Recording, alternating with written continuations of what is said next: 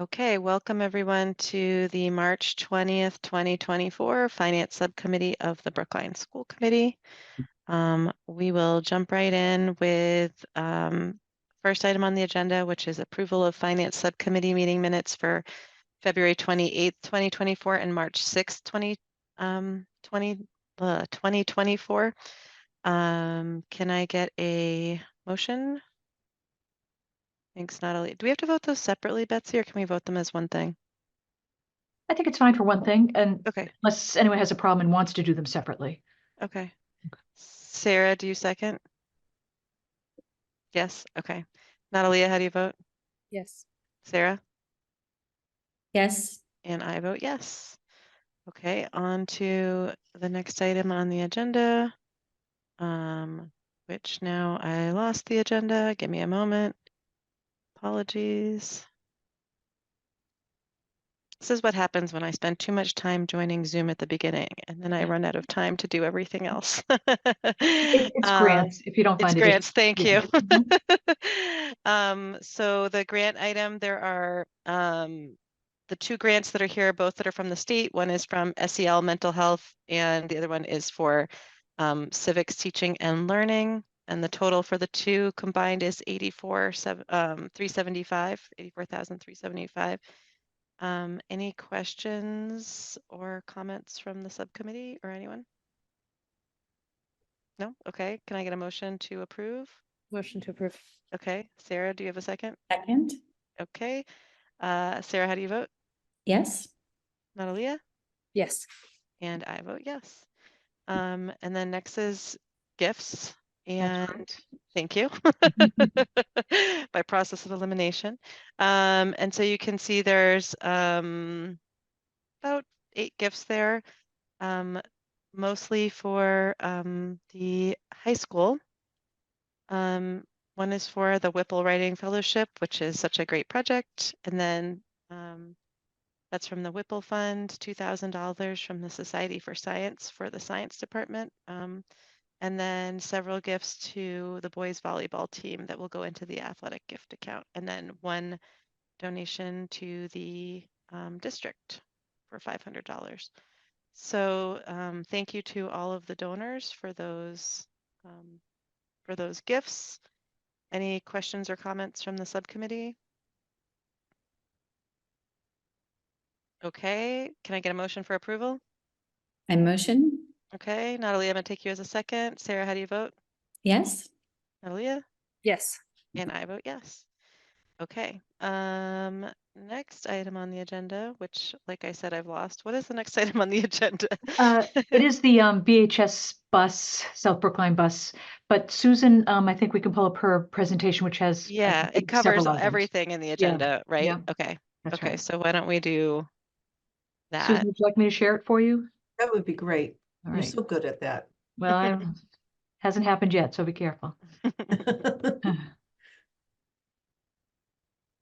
Yay. Thank you. Can everyone see it okay?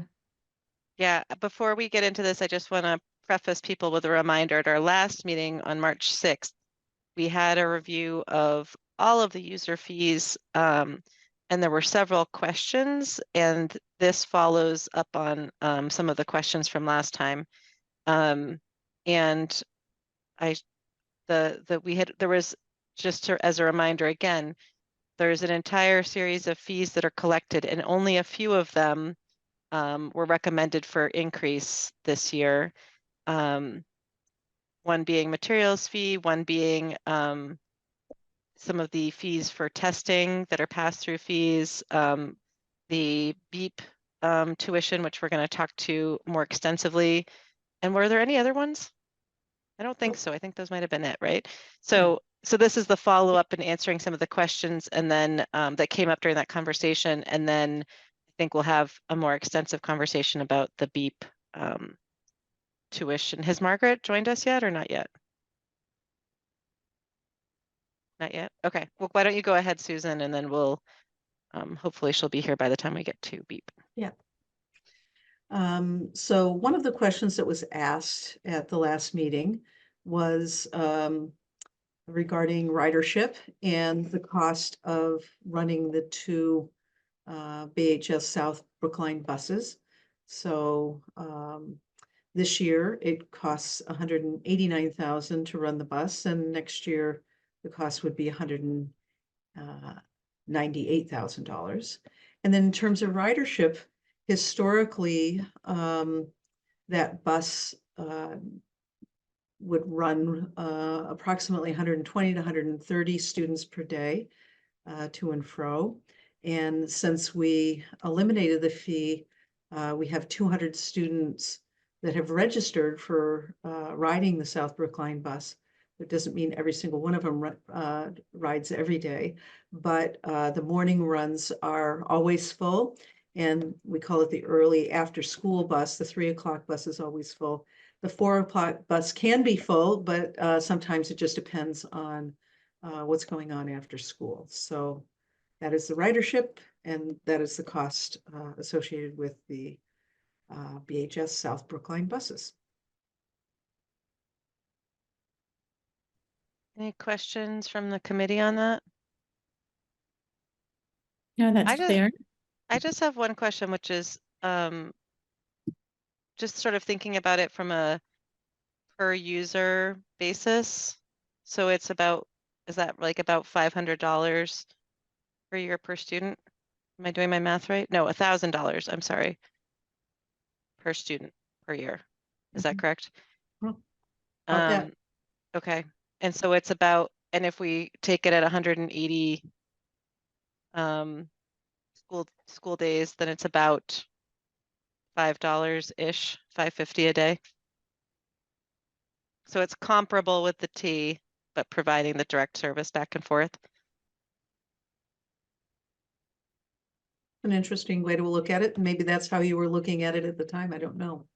Nope, we had no Oh. idea how many students were going to, we didn't know if it was going to be a huge increase or not. So we estimated, if I recall, the additional $200,000 cost. And there was the fee, that was to offset the user fees, but the user fees never covered the entire cost of the bus to begin with. So, okay. Yeah, and in looking at that, I think it was somewhere around 45,000 that you collected in fees before. So if the cost of the buses was somewhere around That sounds 190 almost or exactly 200. right. Yeah, Yeah, that's right. If it's 120, and I think it was around $400 a student. So that's 48,000, and you said you collected 45. So yeah, that something sounds around very that. close. Yeah. Yeah. Okay. Any other questions or comments on that? I don't think anyone had, just me. Okay, you want to keep going? Sure. So another question that was asked at the meeting was in relation to the food service revenue collection. So where the state is now funding lunches for students and meals, I should say, because breakfast program also. The question was, well, how do we get the money? And so we file claims at the end of each month, and the state reimburses us the following month. So that is the process for getting our money from the state, and the funds are deposited, of course, in the food service revolving fund. I think that was a Helen question. I think it was Val. Oh, No, I thought it was Val. but I think could it be was wrong. Val too, yeah. Yeah, was it? Okay. That's everyone can claim credit that's for right. it. Okay. Any questions from the committee on that? Okay. If you want to keep going. Sure. So on the fee schedule from the last meeting, we did not include the pre-ACT fee. So this provides you with the fee for that. So it's $20. I don't believe it went up, but the pre-ACT is now on our schedule. And we had received some estimates from the high school administration on what they felt were appropriate numbers to use for participation, so that you kind of get a sense of what revenue would be generated. Of course, this is not for profit, this is a pass through. So we collect the fees, and then we we pay for the student test, so it's not a revenue generating. I'm assuming we publish this information for the benefit of the families so that they can see this and know this as they're planning for the upcoming year. So we only had 3 for FY24 that were shown. We had the 20 for pre-ACT, 20 for PSAT, and 97 per AP exam. Do we know what the ACT charge was last year or for this current year? I don't know. Diane's on the call. She was the one that did the research on this, so perhaps she knows the answer. I think it was 67. Okay. So it all just went up. Well, a couple went up by $1 and Yeah. 2 by nothing. Okay. I'm going to still claim to be new and ask just logistic questions that I don't know yet. So how are these fees charged? Are we able to do it online? And are there additional fees to families just for the transaction? Diane? The College Board people have an intermediary step where the students register and the fees are paid, and then that turns the money over to us in a lump, and then we pay it to the College Board people. So I'm not sure why they do it that way, but that's how they do it. I do not believe there's any upmark for registering online. I do know there's an upmark if you register late. So that if you register in a timely way, it is less expensive than if you register at the last minute. That's super helpful. Thank you. My daughter just had me submit a check for pre-ACT. So it wasn't an online registration. We had to send a All check of them in. are not. All of them are not. Yeah. Some Yeah. are, some aren't. Oh, okay. Yeah, I think the AP exam, if I recall, maybe was online, but the pre-ACT at least was a check. Okay, I think we're getting close to the beep section of things. Margaret texted me and just said if she's not online by now, she's on her way to being on. Okay, why don't we start, because there's quite a Yeah. bit of context you have here, and I'm sure she'll join us by the time we get into it. Yeah. Okay. So there were a lot of questions asked about BEEP, and rightly so, because the program is changing to an all-day program, not an all or an extended Could I interrupt school real day quick? program. I Yes. see Margaret's in the attendees. Betsy, Oh, if you don't mind thank you. promoting her. Yep. Okay. Sorry, go ahead, Susan. Yeah, absolutely. So BEEP is really essentially 2 programs under one umbrella. School districts in the Commonwealth provide students on IEPs with an inclusionary preschool program, and that program is designed to have a certain number of peer students in those classrooms. And so as we look at BEEP, we have kind of a mandatory program component and then more of an optional program component. And so for the students who are on IEPs, of course, you can't charge tuition. And when you look at tuitions in other school districts, you'll see that the tuition that is charged for their programs in public schools are typically lower than what you would see in a private for-profit early childhood program. And one of the challenges of having the inclusionary program, especially when there's a lot of other options available in a community, is attracting families to participate in your special education inclusion program. And so you'll see across the board that the tuition fees are lower to ensure that you have enough peer students in your program to run a robust program for those students. And so there's the 2 buckets, and so when you look at the enrollment pieces, you'll see enrollments in 3 categories. So there's students on IEPs that are in the inclusion program. And then sometimes students are tuition paying, but while they're in the program, they may identify a particular service that would help develop a skill that a student might be lagging. And so there are some students that might have some IEP services that are paying tuition. And then there's, of course, just peer students that are in the program paying tuition. So what you can see is that, you know, you're running about 290 students in general, other than in 2021.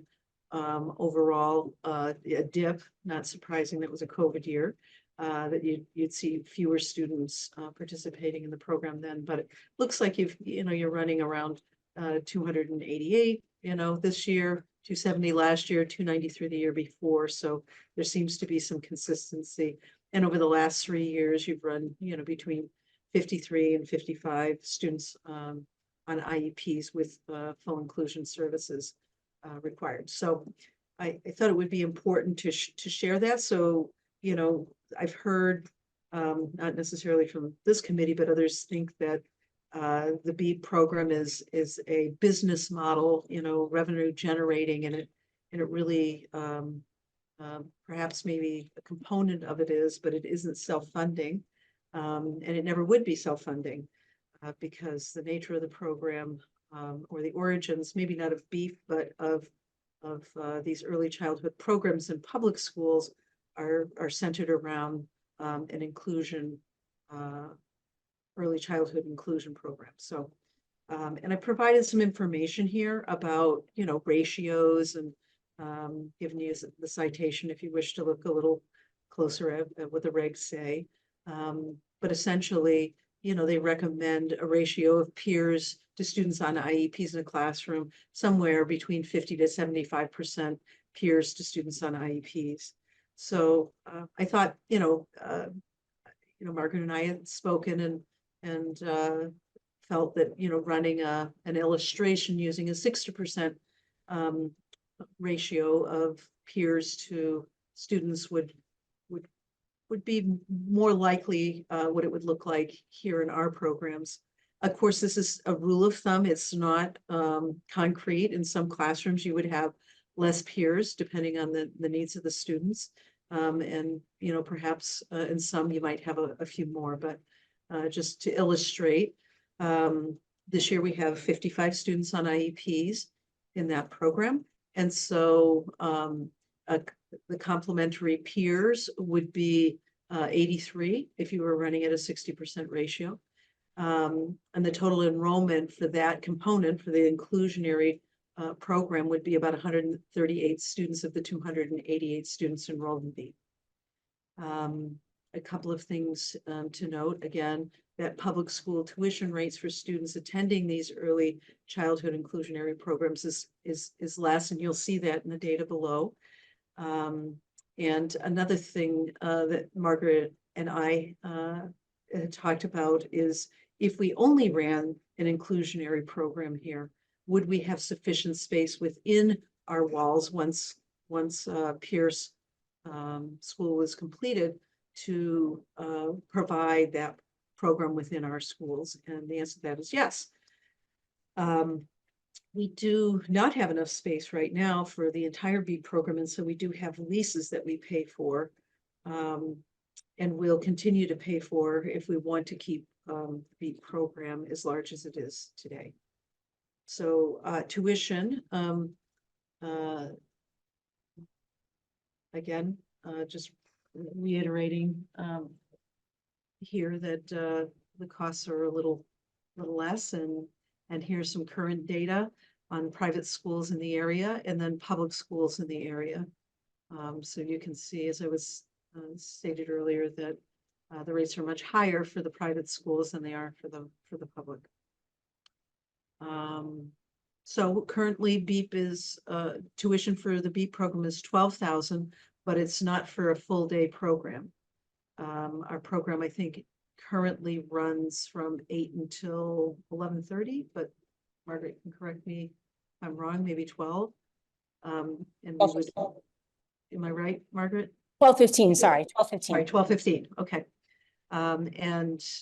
Next year, we would be running the program from 8 a.m. to 2:30, which mirrors what we're offering a typical school day for elementary students.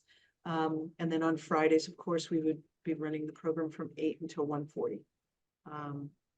And so that's an increase of several hours to 2 hours and a quarter, Monday through Thursday. So that's wonderful.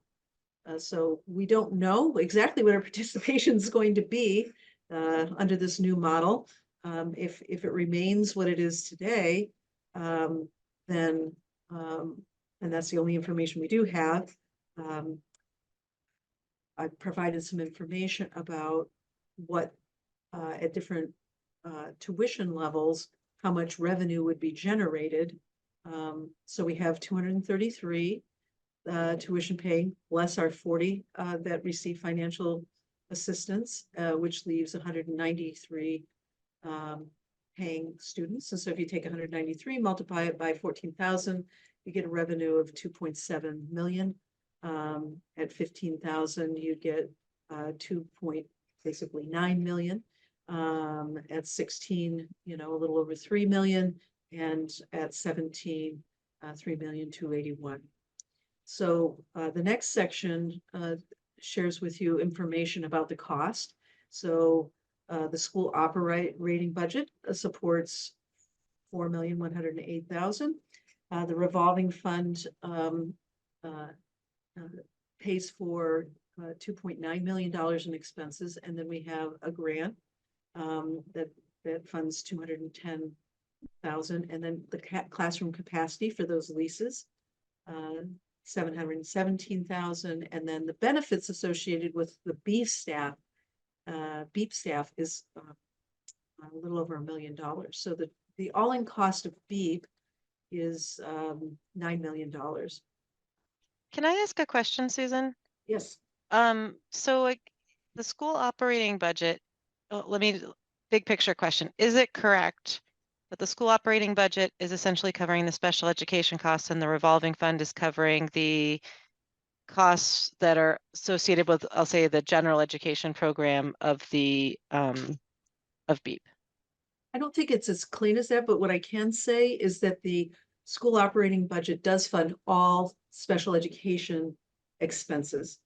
And it does fund some of the regular education teachers to support the peers. What I can't say for certain, and Margaret and I can look at this deeper in the upcoming year, is if we're running only an inclusionary program, how many regular education or early childhood teachers do we need just to run that versus as we expand? And I don't have an answer to that question tonight, but I can say that the revolving fund, there are no special education related costs funded out of the revolving fund expenses. Okay, is it, and probably you'll say the same thing you just said, but I'm just going to ask again.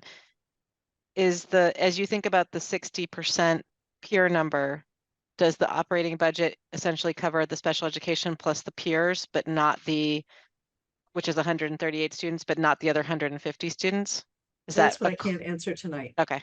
That Margaret and I had talked about that, but we didn't have time to go back and try to, because it's not set up that way right now as I've described it, right? So she and I would have to sit down and really work with OSS to say, for each of the classrooms that we had, this would be the appropriate peers, and then be able to do that analysis. But it took a lot to just get us here. So very good. We didn't have Yeah, I mean, Susan, if I may interject, absolutely. if you don't mind. I just, first of all, thank you all for inviting me tonight. I'm sorry that I was a little bit late. I didn't get the invitation. I just got it, but that's okay. I'm in transit. And I wanted to thank you all for inviting me. I also wanted to thank Susan and Diane, because this has been a lot of work to try to untangle the web that BEEP has become over the last 52 years in terms of what it provides for the public schools of Brookline. Because if you recall, the roots of BEEP are not in special ed, but are in general education. It started out as an early childhood program from the Boston College research that was supporting that. And then it evolved as special education needs evolved in the Commonwealth to include an inclusive model. And so I think that's why when you look at other districts across the Commonwealth, you will see that not many of them are quite as large or have quite as robust an early childhood program as we have in terms of the number of classrooms and the number of students that we serve. And to get to your question, Mariah, that is where we are trying to land with BEEP. We are trying to determine, right, what is it that we need to provide to meet the requirements of the special education needs of our families and students in Brookline. And then what in addition do we want to offer people? In most districts, there is a charge for peer models. They pay some tuition. Sometimes it's just a nominal tuition, and the revolving fund or the OSS budget is covering the other cost of it. And then in other districts, like in our district, there is a large peer model, and not many districts are lucky enough as we are to have as many peer models as we do to have in the program. So I think the long-term goal in talking to Dr. Gibbons and Ms. Johnson is to really figure out exactly the question that you just asked, Mariah, like make sure that we are funding what is required by us to fund through the operating budget and through OSS's budget. And then what do we want to offer for that early childhood component, and what does that look like moving forward for BEEP as we reestablish our classrooms in the elementary schools and move toward that vision that we have, a common vision that we have as a district. So I think we're getting close to understanding that model, and I think that the revolving fund is definitely covering the cost that it needs to cover. I just don't know, to Susan's point, that those minute details that I think we're going to have to spend the next year figuring out as we move through with a new finance department. Okay. Susan, are you going to talk about the scholarship question? Yes, yeah. Okay. So another question that was asked is whether it was legally prohibited to fund, yes, thank you, fund financial assistance through a revolving fund. And the answer to that is no. There is no legal, regulatory or statute of any sort that would prohibit that. Further, there was an assertion that we're funding the scholarships through the operating budget, and that is not the case. That is not the case. Right. Can I also interject? So sorry, I keep interrupting, but I'll let someone else ask questions if that would be more helpful. Go ahead, Margaret. So I'm thinking, so one of the things so we're not technically offering scholarships, right? We are having lost revenue. Sure. Right. So like the actual revenue for BEEP could be much larger if you offered the spots that we are committed to offering to low-income students to tuition-paying families, right? So it's not as if we are taking, like, offering a scholarship. We are living with We get it. I think no one's confused. Oh, okay. About it. I just want to. It's just that there was a statement last time that the scholarship funds were in the operating budget, which didn't make any sense, because how could there be $480,000 in a scholarship account that none of us had ever seen? So, I mean, never say never, but it seemed surprising. And in fact, it's not the case. So that was good to clarify. I agree. Thank you, Mariah. Yeah. So I guess in kind of wrapping this up, so we kind of have a recommendation and then a way forward. And so as Margaret and I talked earlier in the week, and we're putting this information together, Margaret felt very strongly that having a tuition within the range of 14 and 15,000 for this first launch year would be what her recommendation would be. In part, we want to make sure that we continue to have, high levels of participation, and we want to have a year to adjust and see, what kinds of changes may happen as we approach this new model. And it also will give us time to, really do a little bit more research on this very question that Mariah asked around, what component of BEEP do we affiliate with this inclusion program versus what expenses and costs do we associate with kind of a just preschool only, a more traditional preschool program. So it'll give us some time to look at that. And so what we need to raise for revenue in order to break even is $2,900,000. And if the fee for tuition next year, again, assuming 193 tuition paying participants, would be $15,040. Now, if we dipped and we didn't have 193, we do have a fund balance of about 2 million, so we can tolerate you know, a number that fluctuates next year, but at least we would have a sense of what the interest is in this, you know, full day program. And then in the fall, when we look at all fees for FY26 the following year, we would have some real data to help inform our decision if we need to do, you know, look at a different tuition rate for the following year. So that's our recommendation, to set the tuition fee for FY25 at 15,000, and then when we have data that's really specific to the program for FY25, use that data to make a more informed decision for a longer term rate for the BEAT program. So that's our recommendation. Thanks, Susan. Before I call on Natalia and Cliff, I just want to note a couple of things, which is that the $2,900,000 number, yes, that one there for the revolving fund, doesn't include the charges for the leases, which are in the classroom capacity line, doesn't include the benefits. So it's certainly true that the $15,000 number is underrepresenting the costs of the program, even beyond the special education or inclusion model.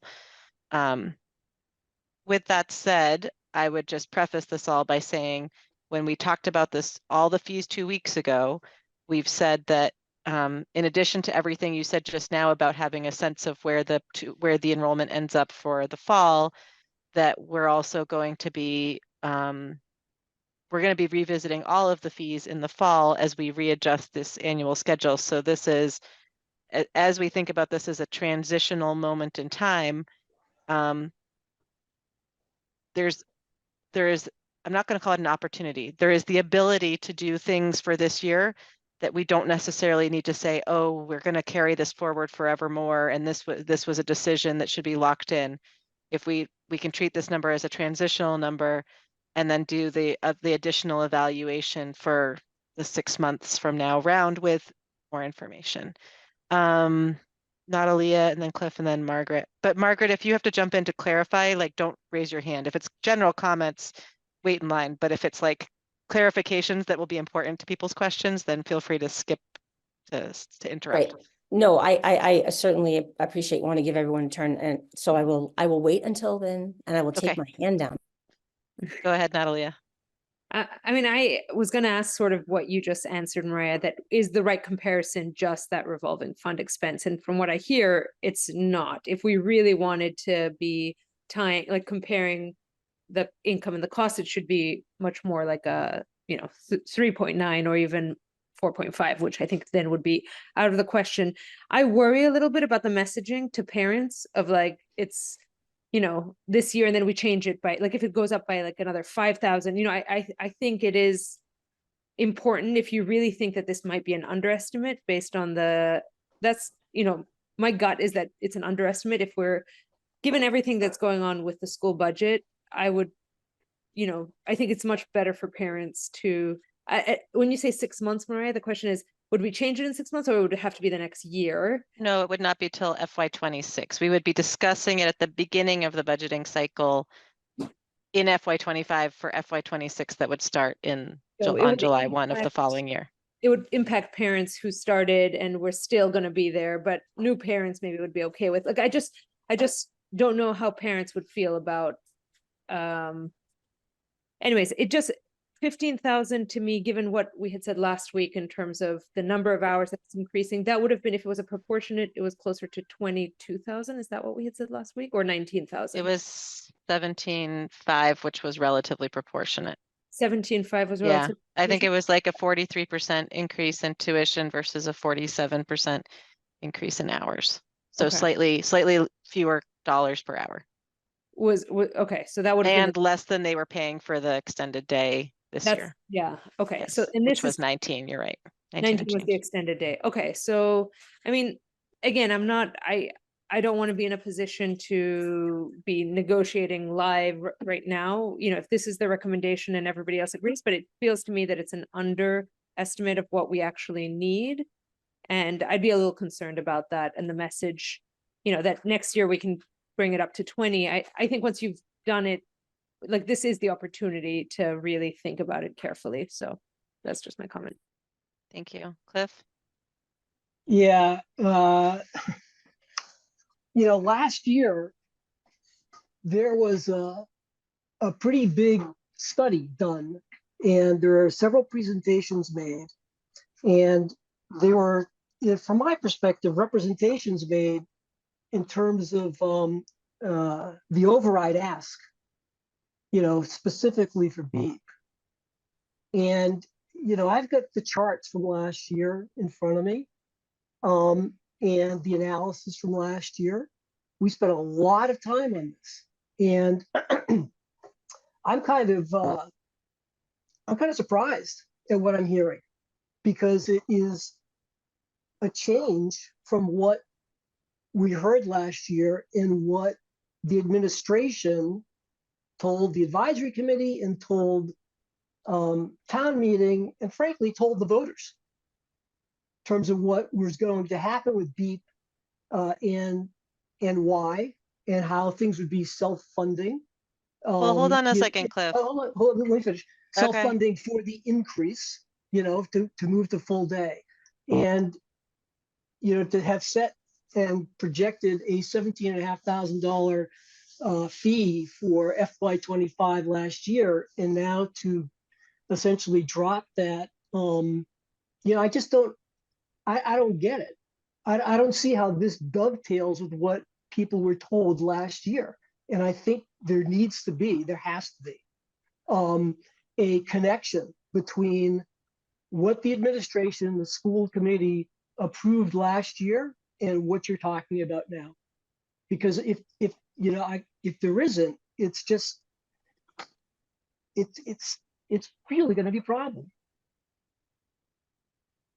Well, I don't have the analysis, but what I do want to speak to is that the revolving fund is paying for for the increased cost of staff associated with making this move.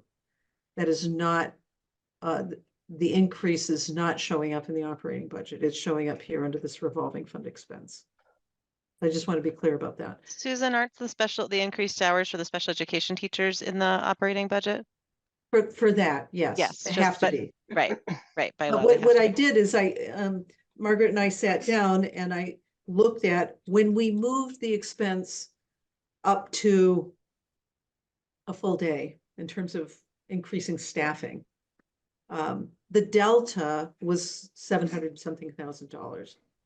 The revolving fund has been increased by the 700,000 because I didn't see a lot of information on slides around BEEP, but I don't know really where to look. But what I did see was this commitment that this increase in day would not have a negative impact on the operating budget.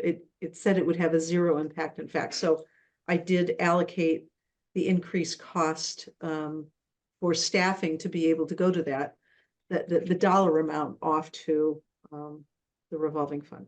So 700,000. I want to just say, Cliff, though, my recollection on last year, and I don't have the slides in front of me, but when Ruth did the calculations, she was not assuming a 193 student tuition paying students. she was assuming a range, as I recall, from as Mhm. low as 177, if I'm recalling correctly. It's Mhm. been a year, so my numbers might be off a little bit, but she was not assuming these same numbers. And I think it's reasonable to say, well, what happens if we get a lower number? Because if you were to assume 177 and you were to divide the 2902 by 177, you do get a number much closer to the 17.5. So I just want to say that I sort of disagree at some level, Cliff, that there's been, or I'm not sure you were saying this, but if you were saying this, I don't agree with the idea that there's been a misrepresentation of any of the core fundamental issues here, which was that the tuition was going to increase. We forecast, but did not say the exact number, the 17.5, and it was based on a range, and that was the low of the low of the range. And so to the extent that BEEP is going to full day, as was promised, at a zero cost to the taxes, barring the special education bit, which is small and which is a legal obligation, all of that is still the case. So I guess I just think the question, I think it's a fair question. What is the denominator that we're using? Is it 193 students? Is it 177? You know, do we really want to split hairs at this level, or do we again take this year as a transitional year and say we're going to assume this and we're going to see what happens, and we've got a $2 million revolving fund balance that lets us cushion some of these assumptions without feeling a tremendous pinch right away. Okay, And so yes, I agree with you that Ruth had a range of potential enrollment, and we were looking at what the break-even enrollment would be based upon a $17,500 tuition. And sure, to the extent that you've got higher demand and you're able to lower the cost to reach the same point, that's math. that is math. That's I get that, and that's fine. But you're using a cushion as opposed. Well, I have to go back and really think about what was said last year. We're talking about what would be needed in order to cover the increase in costs. All I'm suggesting is that people are going to look at what they were told last year, and it may not be clear to them what you're proposing, and that there is no difference. And Susan, I appreciate that you weren't here last year, but there's a lot of data. There's a lot of presentations that were given last year. And while we don't have the Excel spreadsheets, you can certainly take a look at the printouts that Ruth did and look at her numbers and try to compare them and try to migrate from what she did to what you're saying. And essentially, if the point can be made to people, yeah, some of the numbers are different, but the outcome is not different, that'll be fine. But it needs to be done in a way that tracks last year, or what people were told last spring, less than a year ago, to what you're saying now. That's my point. Thank you, Cliff. Yeah, thanks. Margaret, you had your hand up and then put it down. So Yes, I sure did. Thanks so much, Mariah, and thank you, Cliff, for your input and for your remembering of last year. So a couple of things I would like to point out in general is that one of the things that Susan and I have talked about in the last couple of days is that the district has never factored into the tuition cost, the leases, or the benefits. When Mary Ellen Norman was here, we had started some of those conversations, but those things did not happen, right? Like that was not part of the conversation about what the cost of BEEP was, or even would be included in the cost for the tuition to run the program, right? So just so you're aware, I don't have any objection to the things you're saying here or to the true cost, because I do believe that that's a really important thing to understand, and feel like we've been trying to get to that conversation for the last couple of years. And so just putting that out there, that we never calculated that even last year in looking at the numbers, right? And to Cliff's point, when you look at the numbers, if you're trying to make a thoughtful move and you're trying to charge tax-paying, but now tuition-paying parents as well, an amount that would be, you know, in line with what other districts do, or in a way to make the program fiscally responsible, then I think this kind of move would be agreeable and able to sustain the program. My worry about going too high too quickly is that you will not have an enrollment, and that's fine. That is totally within your purview. I worry about that piece, as I talked about the last time, about that we are a public school and trying to figure out long-term the fiscal balance of BEEP, what that means for the people who wish to pay tuition. I'm not against paying, you know, charging a fair rate. I'm just trying to figure out how to thoughtfully do that in a way that doesn't impact the district fiscally or make any structural challenges, and also allows the program to continue, and then eventually make decisions, as Dr. Givens was saying, about what do you want BEEP to look like, the size of it, all of that moving forward. I think that those are conversations that need to happen, but they have not been able to happen over the last 5 years. Thank you, Margaret. Could I ask you a follow-up question about Of course you can. scholarships? Yes. Are the scholarships offered on a sliding scale? Or, Yeah, and so how do you yeah. determine the scale? Who So the gets scale what is, amount? the scale is determined by the district using the district's formula. And they determine like what the scale is based on the federal or the state rates for low income families. And then it's either like you get 100%, 50%, or 75%. And that comes directly from the formula that we use for everything else. I thought that the district only had like 100% and 25%, but I'm sure I must be out of the loop on that. I don't Okay, know, so for BEEP, sometimes it's 50%. So I okay, think it's a different formula, Okay. but yeah. I see. So it's at like basically 25, 50, 75, 100% of Right. whatever, right? And you can look at the scholarship. way the financial aid is, like, you can look at we could provide a chart that says how many families are at 100%, how many families are at 50, how many families are at 75, that kind of thing. That we can Okay. provide for you easily. One more question for you. Are Of when course. you say 40 scholarships, are some of those 40 at 25%, or do we have some larger number head count of scholarships that equal the equivalent of 40, 100% Right, so that's scholarships? what I'm saying too. We can provide for you the list of the people who applied for financial aid, right? Who qualified, and then like what that percentage is.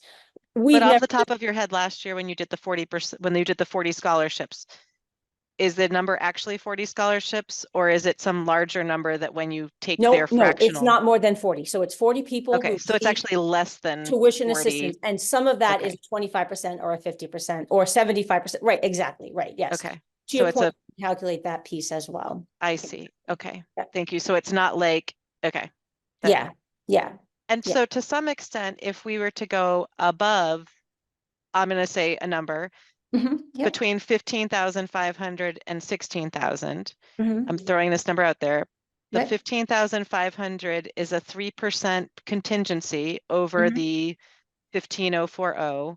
Mhm. And the 16,000, you know, because again, the scholarships, this is really just something which allows people to still, it would allow us to have greater flexibility to offer scholarships, and everyone would still be eligible. Everyone who's currently eligible would be eligible for the same scholarships that they would be anyway. Like there's still a range of scholarships that can be offered. We might be able to even offer an additional couple of scholarships to people.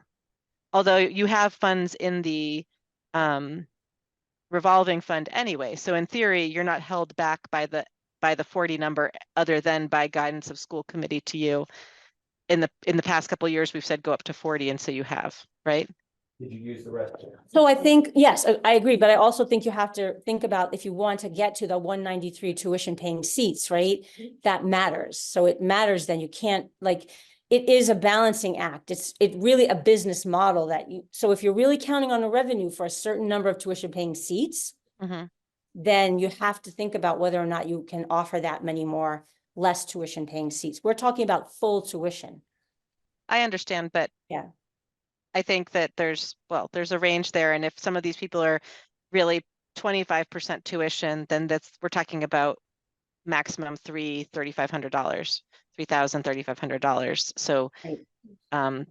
the seats are being paid for on a spectrum of prices. It's Correct. not that it's, all or nothing. Right, and Cliff, is your hand an old hand or a new hand, Cliff? If it's an old hand, maybe you could take it down. Thanks.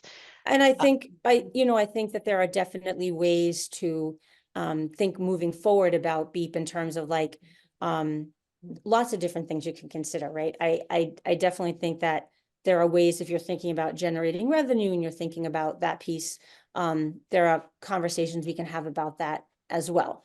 I think for myself, I just want to be then really upfront and clear to families when we tell them that this is that we're charging them this tuition, that some of this tuition does pay for the money for students to attend. I have never clearly articulated that to anyone. So that would be something I feel really strongly about, that you're articulating that so that people understand that, and that this is a decision of the district, but that tuition paying families are covering that cost for the program.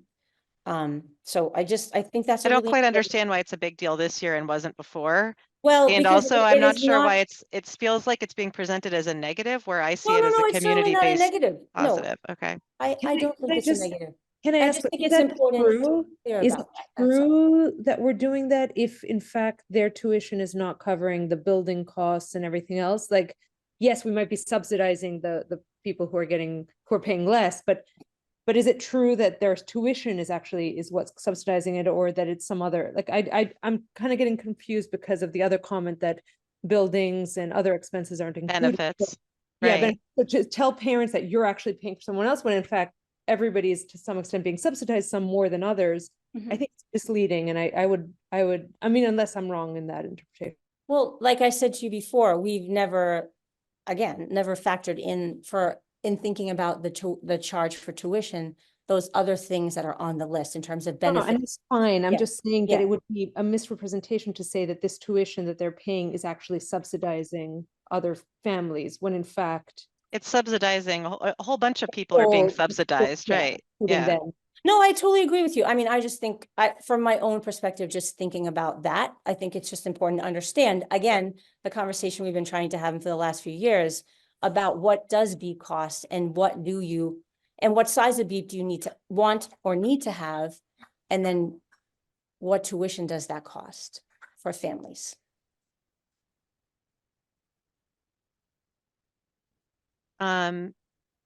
So I hear what you're saying, Margaret, about some of this, but I also feel somewhat strongly that we should be building in some small contingency, not a very large contingency, but a small contingency. And I can't imagine most parents wouldn't understand the idea of having actual cost plus a couple of percent just to help ensure program stability. I also reflect on what Natalia said of if we're making a change, this is the year somewhat to make changes, to make at least large steps and changes. And while we don't want to make it so large, to your point, Margaret, that it really dissuades people from attending, we also, I would think that people would not want to have a series of, Betsy, I see that David's in the attendees. To me, it would make sense to not have a series of years in which we are making large changes. I think it's hard for people to go through that.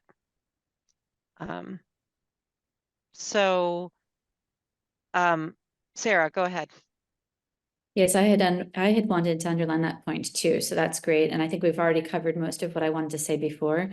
And one way of thinking about how to get out the message early enough so that parents feel like they're not, that they have information before they have to make decisions, is to look at when the private schools, do their process, right? So have we aligned ourselves with the rest of the schools in terms of Yes. when people get in? Yes. Oh, Okay. like people have already been accepted to BEEP and are making deposits for next year. We aligned And- ourselves with that process a long time ago. And so our date is the same as the private school date. Great. Yes.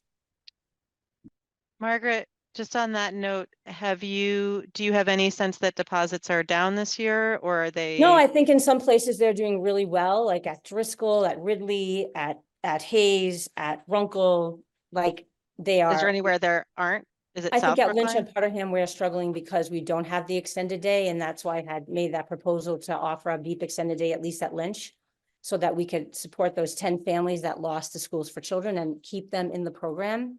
But we'll have a better sense, like, you know, I would imagine once you set a tuition rate that, you know, we expressed with parents, it might be between 14 and 15,000. If it's not that, and some parents balk, I don't know. I don't think that would happen, but it could, I suppose.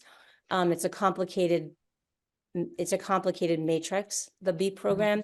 And that's why I'm really, really hopeful that we can have a different process moving forward that is aligned with a fall conversation and not with the enrollment period, and with a real It'll understanding. be of so much cost. better. Yeah. Yeah, and It'll be I so much better feel, for you. and you know, Right. and as I expressed, I really can't thank Dr. Gibbons and Diane Johnson enough for the amount of energy that they put into this, because it is a tremendous amount of work to understand this program that is very, very large and has many different funding sources and different needs. And I don't want to ever misrepresent anything.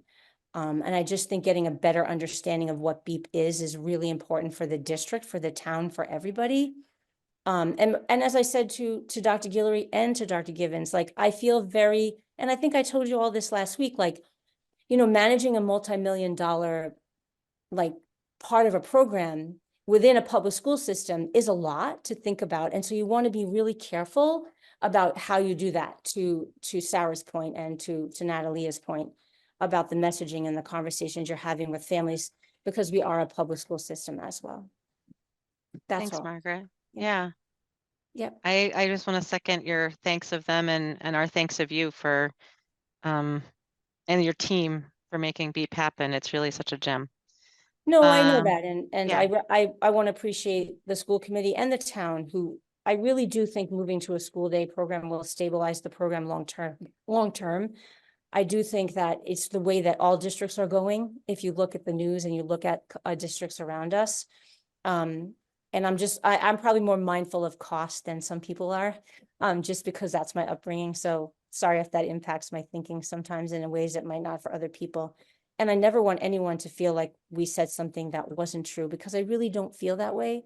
I feel like all the conversations we had last year were our best efforts to look at what was at the current situation and what it might be for the future. I agree with that. I am also a little surprised that you were telling parents between 14 and 15,000, given the conversations last year No, I around know that, 17.5. and you know, and I what's done reached is out to done. everybody. I met with Susan, I met with Diane. We looked at the numbers. We tried to figure out what would be a cost that we could maintain the program, and that it would be a cost that would be acceptable to parents. So that piece is definitely on me. And I did reach out to everybody, and that's where we sit, then that's where we sit. Thanks, Margaret. Does the committee want to consider recommendations for the BEEP number? I threw out 15.5. There's the number here of 15,040. If either one of you want to make a make a motion, we can consider it. I would just like to say, Mariah, and I think if you want to go with 15.5 to make a cushion or a little bit more than that, I think that's acceptable and fair. In terms of what the cost will actually be. And to all of your points, I think a more thorough conversation about what that looks like moving forward. And to make a built-in plan for what that looks like for the next 3 or 4 years for families to understand that is super important. Thanks, Margaret. And it's been great, because I think it was last year or the year before, early in the year, you presented the strategic plan for BEEP. And we've really been I shouldn't say I give all the credit to you. You've been moving through and checking off the boxes and making things happen. I give all the credit to all of you for really putting up with what this does, the changes, and the change is super hard, and moving something like this forward is a lot. And it is a kind of bold and big move. And I credit you all for having that vision and for supporting that moving forward. And I really want to be mindful that we are doing this in a way that's fiscally responsible for the town and not causing any structural challenges at all. So that being said, I don't want to put you all in any awkward positions either. So thanks, Margaret. So it's a good time to make a motion for BEEP tuition to be at 15.5. Natalie, are you seconding? Yeah, I'll second that. Okay, Sarah, how do you vote? Yes. Natalia? Yes. And I will vote yes as well. Margaret, go ahead. Hang No, on go one ahead, second. Natalia, go ahead. I Okay. was just gonna ask, does this have to go, are we enough of a committee or does this have to go to the Nope. school So committee? that was our vote to recommend it to full school committee. And my goal is that we're not going to re-review the document that we saw last week. This was the only area of contention, or 2 weeks ago. This was the only area, I won't say of contention, area of further discussion is the way I would describe it. And so if the subcommittee is willing to move to recommend the entire package now, including this number we just voted, that also includes the unchanged building user fees from last year, then basically we would make a motion to recommend to full school committee the building and user fees as written last 2 weeks ago with this $15,500 inclusion. Do we have a motion for that? Is that Natalia making the motion when she nods? Yes, okay. Sarah, do you second? Okay. Sarah, how do you vote? Yes. Natalia? Yes.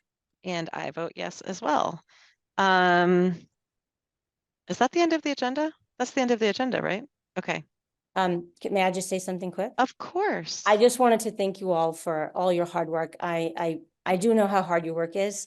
And it's often a thankless thing sometimes, although it brings a lot of personal gain and joy when you can support families and children the way that the school committee and the administration does. There's no money value that you can put on that. And this work is so important to me personally, and I know to many of you as well, that I will do everything in my power to ensure that the program is successful, that we are not fiscally irresponsible for the town, and that we produce the most high quality early childhood program in the Commonwealth. That is my personal goal, and I know that is on the goal for all of you as well. And I would just like to also say that today happens to be my birthday. Happy Oh. birthday. I is celebrating my birthday today. And thank you for having this meeting on my birthday and for moving forward in a positive way. Only a And former school committee member could be grateful that this is happening. no, I mean, when I say that this work is my life's work, and as I enter this back end of my life and think about like the next 10 years and what that's going to look like for me, and hopefully that will be here in the public schools of Brookline and Beep if that's how it works out. I know that the partnership is really important, and keeping those things moving, transparent, and open to the community is important as well. So I just thank you all for the Margaret. work you do, and whatever I can do to be supportive and helpful, I really want to be. Margaret, just on that note, if we can put a pin in, which I'm sure we'll do this anyway, but I'm just going to say it out loud for when we come back in the fall to look at fees, to get some Oh, of no. the Oh, no. information right on Yes. enrollment, how many were at 25%, 50%, et I cetera. will So we have actually all get that. that together for you and send it along just so you have it for your information. Great. And I will also keep you updated on the enrollment. Yeah. And I will probably come back to you about the whole extended day thing. I know today was a lot, and I it was. thought we've already voted that. It's in the packet that got voted. Oh, that we okay. just referred to. You're talking Oh. about I don't remember how it's like the 675 a month or whatever it was Yeah, for yeah, the yeah. extended day. Yeah. That was in the packet that got voted. Okay, that's great. Yes. So then I can move ahead with that. And I like I said, anything I can do, you know, I'm here to support you and to support Dr. Guillory, Dr. Givens, Diane Johnson, and the whole team. And Thanks, Margaret. thank you. Happy birthday. Thank you so I much. hope you go have fun now. Yes, my husband came home and my More mom. fun than this. More fun. No, this is important to me. So thank you so much. Thanks. Thank you so much. Well, with that, unless anyone else has any further comments, I think we can wrap up 24 minutes early. Thanks. Going once, going twice. Have a wonderful evening. Thanks, everybody. Bye. Right.